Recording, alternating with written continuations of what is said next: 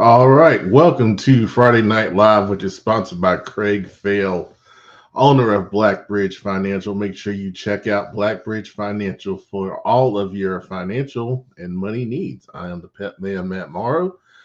And of course, Friday Night Live is your show. We will talk about what you post in the comments. Um, I hope this is live on Facebook.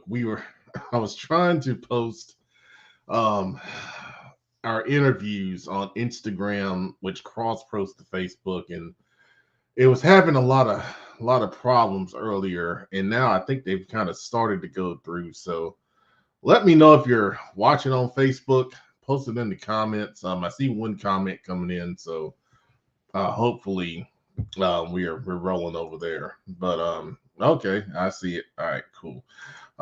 But this was another. We've had a lot of this year. We've had games on multiple nights. Once again this week, so we were able to cover two games. Last night was the Battle of Steel Creek with Palisades and Olympic, and then tonight was A.O. Brown at West Cabarrus. Um, so I think what I'm going to do is I'm going to start with tonight first because that's what's on a lot of people's minds because it's front and center. So we were at West Cabarrus for the first time during the regular season tonight as they hosted A.L. Brown. And this game was interesting. It's the best way I can put it. West Cabarrus got the ball and they got a big run by Dalen Fuller, which set up his own short touchdown run, and they jumped on A.L. Brown 7-0. And then they went up 13-0 when Dalen Fuller busted out. I think it was a 59-yard touchdown run, and it looked like they were in control. The West Cabarrus defense was very impressive. They're not huge on the D line, or they don't have, I would say, one major standout player defensively, but they play very well as a unit, and they're very fast to the football. And A.L. Brown was really trying to get the run game going, and they just couldn't sustain anything. And the game really kind of turned when A.L. Brown was able to get a turnover, get a short field, and then they were able to punch it in for a touchdown, which made it 13-7. I think that was Mekhi Heron that had a touchdown run for them. And then on the ensuing kickoff, they did a great kind of angle kick toward the sideline, and the West Cabarrus returner muffed it, and then A.L. Brown was able to recover it, on like the 20-yard line. And C.J. Gray was able to have a short touchdown pass to number 18. And even though West Cabarrus really controlled the play in the first half, A.L. Brown took a 14-13 lead into halftime, and they were really fired up.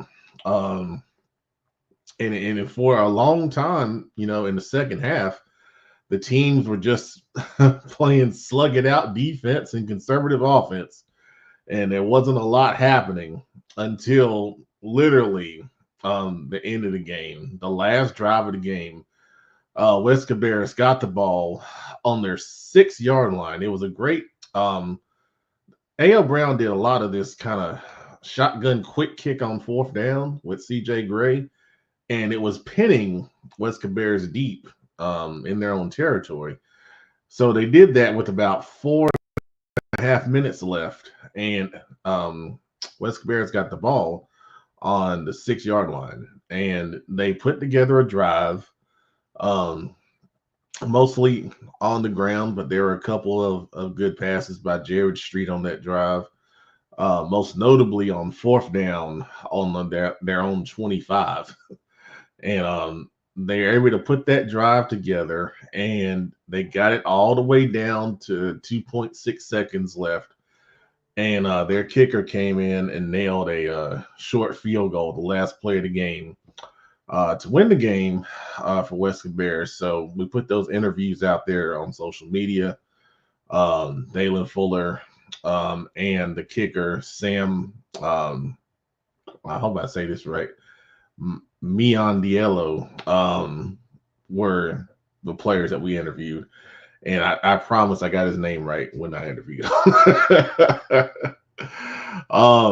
But that being said, that's where we were tonight. So I'll pause there and then we'll check out the comments right here. All right, so James Law says, I already know why I'm here. Huff on top. So I'm gonna switch my score thing on Max Preps to yesterday so we can accurately talk about these games. So we're talking about Huff, who defeated West Charlotte 40-14 yesterday. That game, I believe, was 33-0 at the end of 3 quarters, and then I was told that's when some heavy substitutes started coming in. So Huff went out there and they have continued to do what they've been doing the last ever since they lost to Northwestern, which is dominate on offense and shut people down on defense. And Huff is ranked number 1 in our CMS best of last, and I've said this before. They were my preseason number 1 team in that poll, and outside of that 1-point loss to Northwestern, they have been every bit as dominant as I thought they would be coming into this season. Next week we are going to be at Huff when they take on Mallard Creek. Anyone at Huff, if I need to put my name down on a media list because this is something that is becoming a thing, so please put me and Brandon Black down. I will reach out to Huff to make sure that they are aware. But I'm excited, and I think a lot of people are excited to see this matchup of a lot of people believe are the 2 best teams in Charlotte and 2 of the best teams in the state of North Carolina going up against each other next Friday night. So thank you, James. Appreciate that, man. Kim is here. Kim, you're number 2. You're number 2. James beat you tonight. You gotta get better. I'm just messing with you. Good to see you, Kim. Our Clover guy, Marty Bird, says no game tonight for the Blue Eagles. Back at it next Friday against Indian Land. That'll be a good one. Indian Land's got a good football team, so I'm excited to see that. Yeah. Okay. Thank you, Jason. I don't know what was going on with the reels. I was trying to post another one before the show, and I don't know if it's gone through. So when I do the highlights later, and it still hadn't gone through. So when I do the highlights later, the highlights do best on Facebook through the metrics that we measure. So it may be tomorrow before the highlights go up because I don't know why there's a video posting issue, but just hang tight on that one. Our Dudley guy, 40-0 over Northeast Guilford. More the same. I don't know what else to say. I'm anxious to see Dudley in the playoffs. That's for sure. Reedsville was in a shootout with West Stokes, 57-4. Yeah, that was a 1-point game at one point because the chat administrator tagged me in it on Twitter. And West Stokes has got Trent Lohman as their coach now. I don't know if you guys know that he left East Surrey and went over there. But yeah, that's a big reason why. He's a heck of a coach, man. Oh, man. I got told about this with J.D. Williams tonight at Metrolina Christian. Most of you watching probably don't know, but I was told that J.D. Williams, running back, had 7 touchdowns and 350 yards rushing. That is a heck of a football game. And I'm going to do my best to try to reach out to JD and talk to him, about that performance. JD came to our CFI showcase as a freshman when we did the summer version. And I've said this before. He looked just like Christian McCaffrey. He was a great, smooth receiving running back with good movement. And even back then, I knew he was going to be a real player. And obviously, you have a game like that, that bears out right there. So I'm really happy. I'm really happy for him. He got hurt, I believe 2 years ago, and he's come back strong. And to really have have a special game like that, as a senior, I think it was senior night over there, and it was against Cannon, who is one of their rivals. So yeah, that's good stuff, man. Dalen, yes, sir. It was a pleasure to meet you, man. And like I told you, keep doing what you're doing. Keep tagging me in your film. Well, it bared out. If you guys go watch the interview, I pretty much told you what I thought of Dalen, and he's a lot of fun to watch. Very fast, very fast.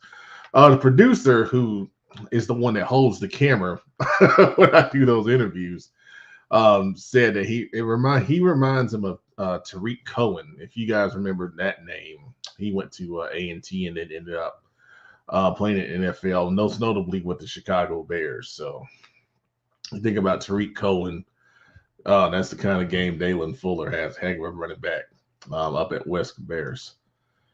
Creek Boys, Mr. Burgess. Yeah, the Creek Boys. Yeah, they put it on my alma mater, Harding. Harding is rebuilding, but Creek Boys won 53-0. I saw I saw a video on Instagram, and I'm laughing because there's a young man named Aaron who is kind of like the Mallard Creek media guy. He posted a video on his account, and Coach Tinsley was talking about playing a song, and they played this little song with some cut up video and stuff. So Mallard Creek's rolling. Mallard Creek's rolling, and I just talked about we'll be there next week when they play Huff, and I'm excited to see how Mallard Creek is going to choose to attack Huff offensively. I think defensively, they're going to continue to try and do what they've been doing, which is apply pressure, on the quarterback, get penetration of backfield in the run game, and just be disruptive. So, of course, we'll talk about that game in some real detail next week on Football Focus Weekly. But, yeah, it's a big one. It's a big one. I'm excited to see it. Oh, Mr. Craig Faile, the man who sponsors this show. Palisades with 5 wins in a row. Yes, sir. And this is a great setup into last night, where I was at Palisades in the Battle of Steel Creek when they hosted Olympic. And going into this game, it was a big game in the Summit Conference because both teams were tied for first place. They were undefeated in the conference. Starting out, the game started as a defensive struggle. I think it was maybe mid-second quarter was when Palisades was able to get something going offensively. They had a couple of nice runs by Fedeen Turner, number 4 at running back. And one of those runs helped set up a touchdown run by quarterback Addison Rowland, dual threat quarterback who runs with really great vision and speed. And that gave him a 7-0 lead. And then kind of from there, Palisades slowly kind of built up that lead. And they got it to 14-0 on another touchdown run by Mr. Rowland. And then 20-0 on a touchdown run by Lincoln Wise. And they were just kind of steady offensively, especially in the run game. They hit a few passes to kind of keep the Olympic defense, off balance, but it was mostly the run game for Palisades that was getting it done. Defensively, Palisades has, some really good players at every level of the defense. But most notably, I think the linebacking core is really strong. And we talked about that on Football Focus Weekly when we previewed this game. But Kendrick Davis had a heck of a football game. He's committed to East Carolina. He had 2 interceptions, one of them being a pick 6. We did an interview with him after the game, along with the quarterback Addison Rowland, who had 2 touchdown runs. Olympic got on the board. I believe it was a third quarter. They were able to put a drive together. I think it was on the strength of a good kickoff return, if I remember correctly. And then they were able to punch in a short touchdown run by D'Angelo Hall, their star tight end, who's kind of playing some different positions for them this year. And then after the pick six, it was 27-7, and then Olympic got the ball back. And then they were able to get a late touchdown on a Chance Cato touchdown pass to Alex Wiley the fourth. And that made it the final margin 27-14. Did a great interview with Coach Simmons after the game. The full interview is on Twitter. So I suggest you go there and check it out. But Palisades is a team that is, really in a good spot to win the SOMEC conference. I believe they got Ballantyne Ridge left, and then they play RGKL. And RGKL game, will be a big game. But RGKL lost in double overtime to Myers Park, which is giving Palisades sole possession of first place in the conference right now. So, yeah, some exciting times down in Southwest Charlotte, close to Lake Wiley. Joe Hughes, South Point 28, Kings Mountain 21. Oh, this was the game that we were going to go to, but then Shaquan told me that he wanted to go. So that was the plan until about 4 o'clock this afternoon, where Shaquan, was kind of feeling under the weather. So he didn't go, but I knew it was going to be a really good game. Joe says South Point defense came up with big stops on the final 2 Kings Mountain drives of the game in South Point territory. Wow. That's big. Now, South Point has a good defense. Like you're saying, Joe, that to go with that offense, that's a team that nobody wants to see. Because like we talked about before, it is hard to prepare for that triple option if you've never gone against it in 1 week. That's hard to do. Plus, spread teams and teams that are really high-powered offensively, they want to be on the field. And that offense, keeps those powerful teams on the sideline because it's 3 yards, 4 yards, 5 yards, and just churning out first downs and keeping you on the sideline. All right, good stuff, Joe. Chat administrator, Morrisville 28, South Iredale 9. Tough sled tonight. South defense played really well, and penalties were a big problem. Well, it's all. I tell coaches all the time, it's better to win ugly than lose pretty. And that's what it sounds like you're describing here. So, but like I said before, South Iredale is really playing some good football, man, especially defensively. So, that'll be a first round matchup. Like I said, if they make the playoffs, no one wants to see them because those tough teams, gritty teams, always, in the first round, you never know. It could be one turnover here, critical stop here or there, and then your season's over. So, but on the Mooresville side of things, you go back, look at the film, see what the penalties were, correct those in film session, go back and teach your individual drills, and get better. All right. Let's see here. We got to talk about this. Man. So first of all, when we're getting updates on this, I was really surprised. And it's not to say that South Rowan is this bad team, because obviously they're not. But Concord, I think they were 4-2 coming into this game, and they have been efficient offensively, and they've been good defensively. But it was the obvious thing tonight is South Rowan found something defensively to shut down the Concord offense, and Concord's a run-based team, so my guess is South Rowan just said, just stack the box and dare them to beat them over the top. And usually Concord is pretty good. And I'm trying to pull up South Carolina here and take a look at who they've played and some scores to give us some context. But um Concord is usually a team that is able to take advantage of when people stack the box on them, and I'm presuming that's what South Carolina did because that's the only thing that makes some sense here. But that win for South Carolina puts them at 3-4 on the season, 2-2 in the conference, and so they did beat Union Academy in week one, who would just turned out to be a pretty good win because Union Academy's a lot better this year. But they beat Central Bears by 9 last week.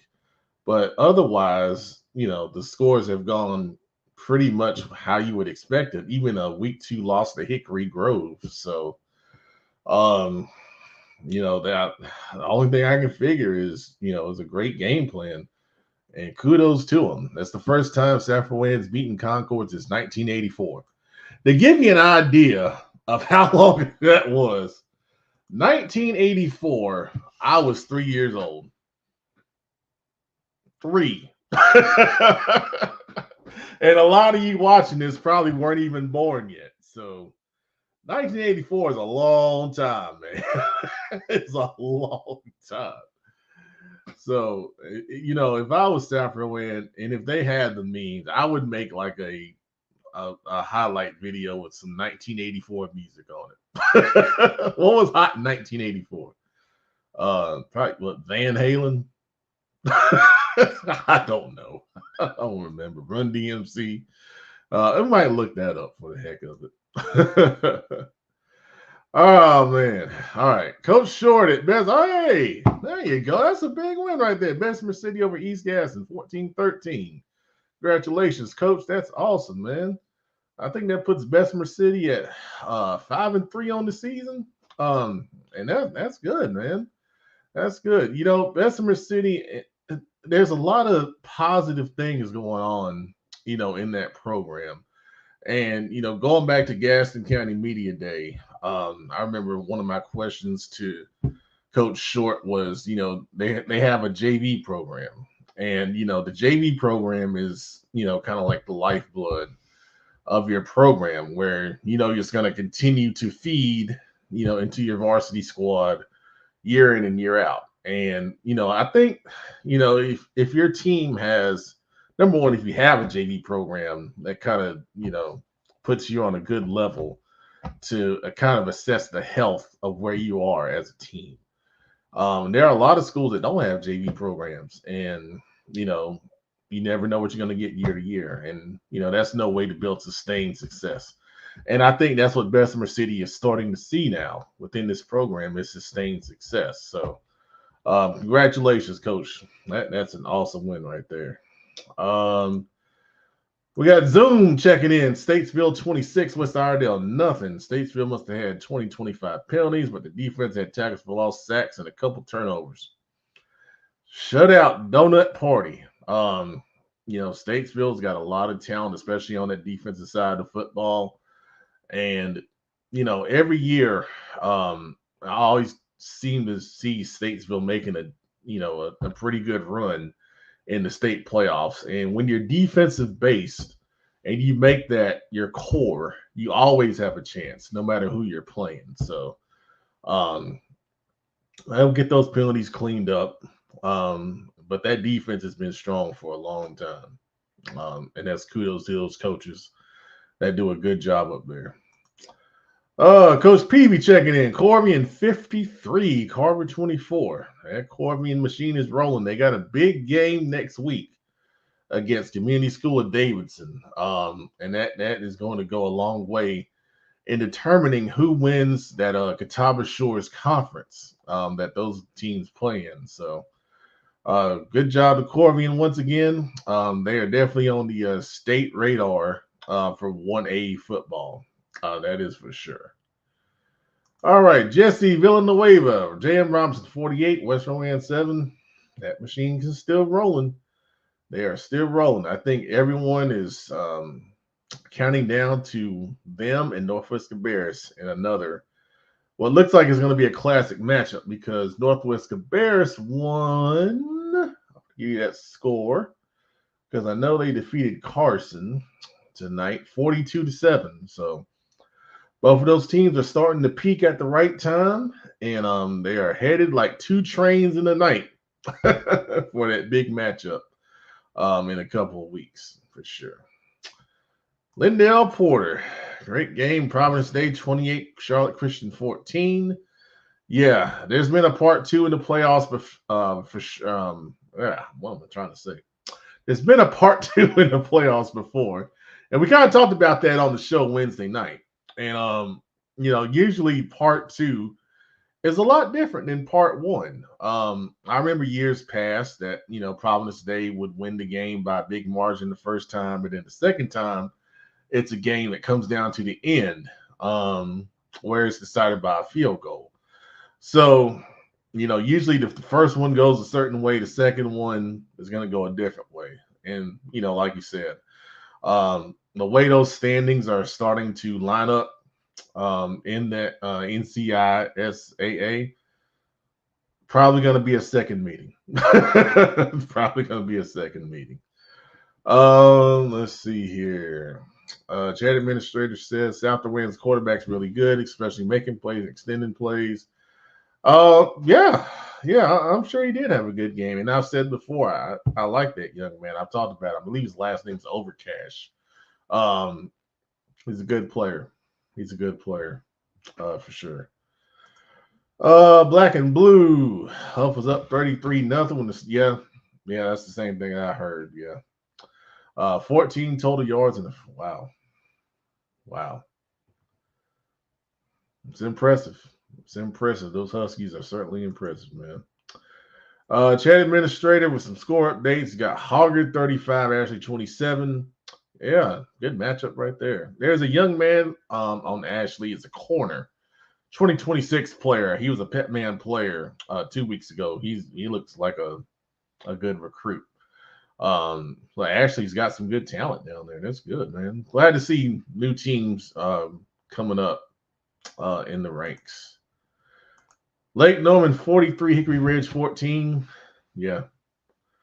Lake Norman, their halftime speeches must be something because I've seen this happen a couple times this year where halftime it seems like a switch is turned and they are a completely different team in the second half when they play. So shout out to Lake Norman, man. Way to get it done. And they're on the collision course with Mooresville for that end of season big game in a few weeks.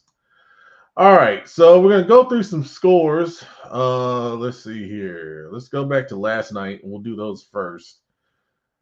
So, of local interest, Mallard Creek we talked about 53-0 over Harding. Latin over Country Day 20-17. Charlotte Latin remaining undefeated on the season, continuing to find a way to get it done over there. Congratulations to Coach Dayton and those guys.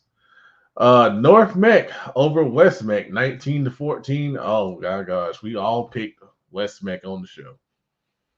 North Mech is probably working on a video right now.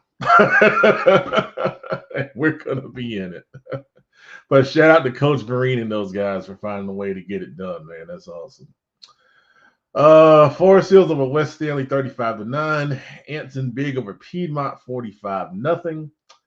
Butler over Rocky River 50-13. Catholic over Garinger 57-0. Monroe over Parkwood 55-6. Weddington still in form 49-0 over Porter Ridge. Independence Big over Providence 42-14. Berry over Valentine Ridge 13-6. A lot of progress in that Valentine Ridge program. Shout out to Coach Redding and those guys. Exponential progress right there. Chambers over Hopewell 27-14. And in the Union County Conference of who knows what's going to happen, Cuthbertson beats Marvin Ridge 7-6. I have never seen a group of teams so close together like Cuthbertson, Porter Ridge, Marvin Ridge, and Sun Valley.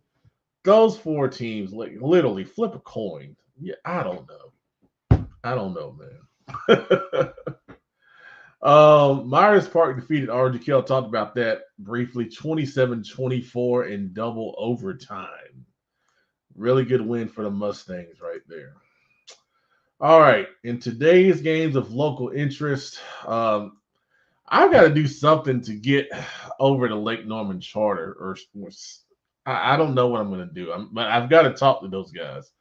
They beat North Stanley 22-10. They're still undefeated on the season, but Lake Norman Charter plays as an independent, so there's no state playoffs for them. And it's interesting. I'm going to explore this. Let me see if I can pull them up real quick because I want to see what their schedule looks like. Because when you're playing as an independent, even though there's no state playoffs for you, you can be a factor for some of these teams as far as playoff seeding and such.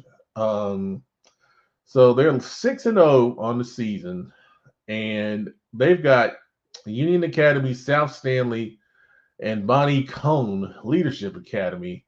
And I don't know if they'll add a game, at the end or not, but they're going to be a factor, for those, two teams, Union Academy and South Stanley, who are pretty good teams. And, if that program goes undefeated this year, it'll be interesting to see. I mean, I'm sure they'll celebrate it, but I'm sure there may be some feelings of, we like to get into a playoff system and see what we can do. But yeah, they are the team that nobody is really talking about, but they're having a great season. So, congratulations to those guys. Community School of Davidson big over Winston-Salem Prep 51-0. Central Bears getting their first win on the season. Congrats to Coach Bevel Aqua and those guys. 37-20 over Easterland. Hickory big over North Iredale 44-6. Let's see here. Bishop McGinnis over Pine Lake 34-14. Rock Hill over Nation Ford 52-29. Bunker Hill over East Burke 34-12. Hunter Huss big over Forest View 44-14. Richmond over Union Pines. That was a return match with Coach Till coming back to face his old team. Richmond takes them down 27-8. Northwestern big over Fort Mill 65-6. Thank you, Mr. Pinkney, for that. Appreciate it. Scrolling. West Lincoln over Newton Conover 14-7. Crest big over North Gaston 42-6. Mount Pleasant 43-21 win on homecoming over Union Academy. Salisbury huge over East Davidson 73-7. Good gracious. High Brighton over South Caldwell 21-20. Burns over Thomas Jefferson 61-0. And Terrell Pinckney coming in with this one. Catawba Ridge 14. Indian Land 7. All right. So there you go. All right. No more. Oh, wait a minute. We got to put this one up. Well, before I get to that one. Man, that line was long all night long. I think it was senior night at West Cabarrus, so there were a lot of people there. I mean, the stands were packed on both sides, which is impressive. But no, I didn't get any wings. I had to stop at Jack in the Box after the game, which is not one of my favorites, but man, get something. All right, so to finish it out, Sean Fredericks has pulled the top 5 of 1984.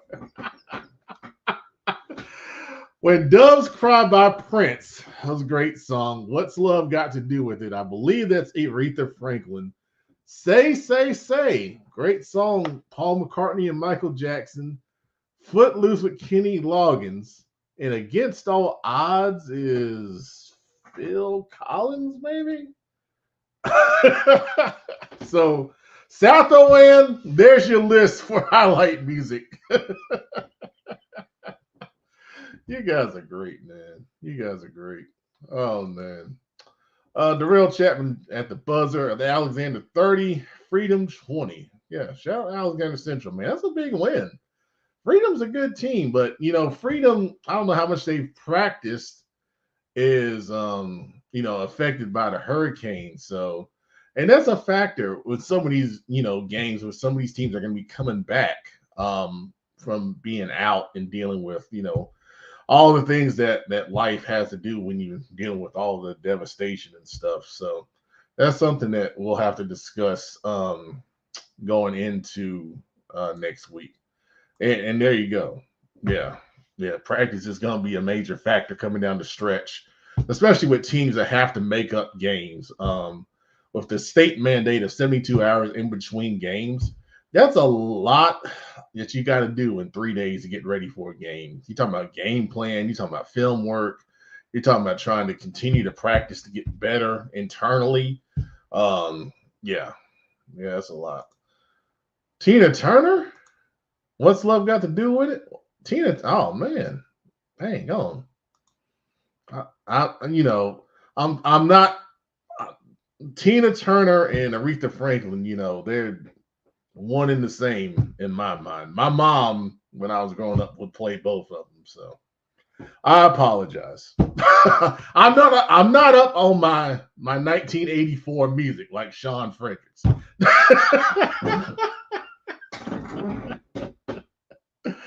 I'll study it this weekend.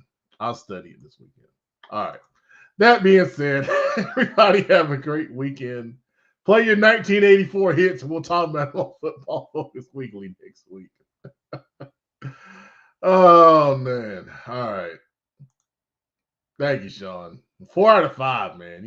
Come on, man. The heck. Good night, everybody. Have a great weekend.